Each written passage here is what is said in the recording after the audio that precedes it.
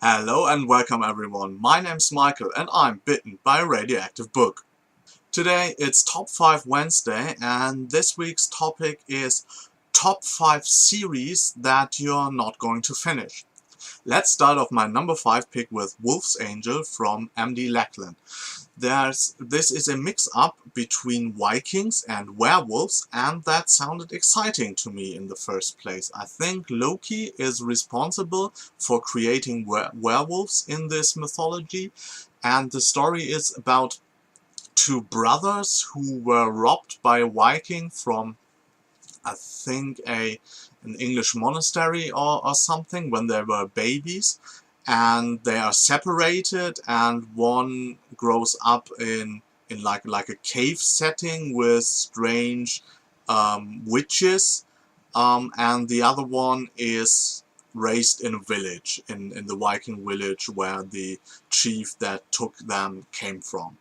And I had high hopes for this series because I liked the idea and it sounded very original and unique. I gave it 3 stars in the end, so it was not that bad, but it had a very tedious writing style that I had to really struggle to get through, and it's a trilogy.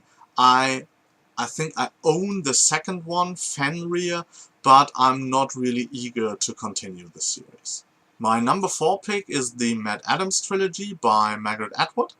I read the first one, Oryx and Craig, and it's one of the books that felt like a school book to me. It was a chore to get through, and it has high merits because it has very thought-provoking ideas, and yeah, it really makes you think, but the execution for me as a reader was very boring.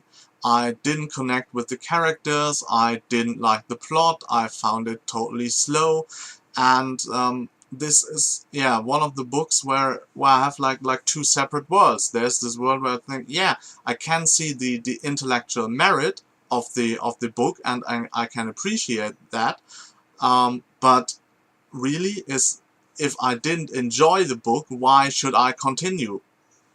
My number 3 pick is the Study series, starting with Poison Studies by Maria V. Snyder. Yeah. This is all I don't like about young adult. It's a world that lacks complexity. It always feels small, small, small, small, small, and then a bit smaller. And it's focused on a character that I found a bit cliched. Yeah, it's entertaining on some level, but yeah, I was bored most of the time. I read that with a book club, and yeah, I wasn't really fond of that. I'm not going to continue it. Smaller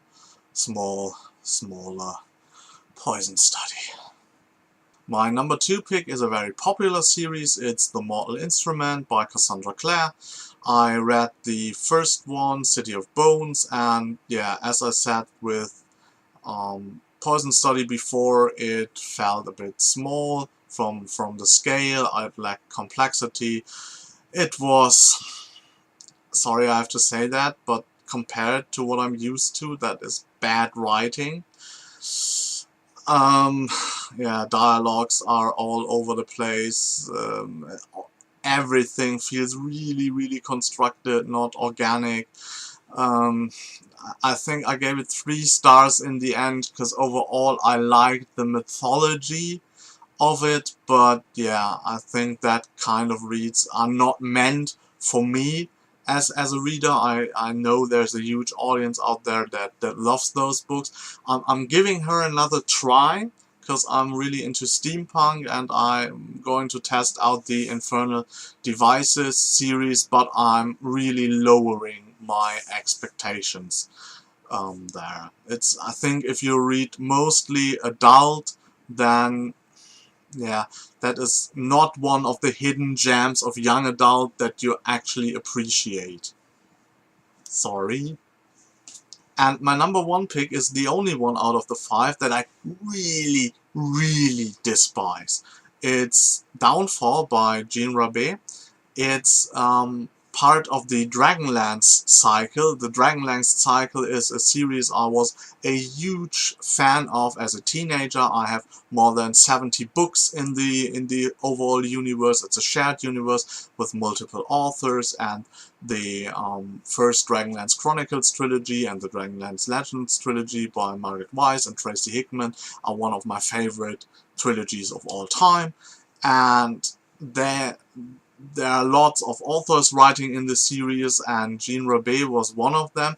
And at the time I read this, it looked like she was going to be one of the head writers in the series that got like the overall story arcs and not only filler material. And this I think was a book that was meant to introduce one of the new great heroes of the Dragonlance saga, and it was, wow, it was really, really bad. I think I have 1 or 2 books, maybe 3, that I rated only with 1 star, because normally I find a bit of merit in it, but it was like overall all bad. I hated it, and I hated what it did to a beloved series of me.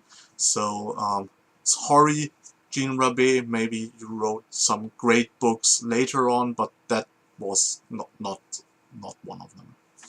So, no. So that were my 5 picks for this Top 5 Wednesdays topic. I hope you liked the video. If you did, hit the like button. If you want to see more of me, subscribe to my channel. If you want to know what's coming up, look into the comment box for the segment on the horizon. And I wish you a good day and hope you get bitten by a really good book too. Bye.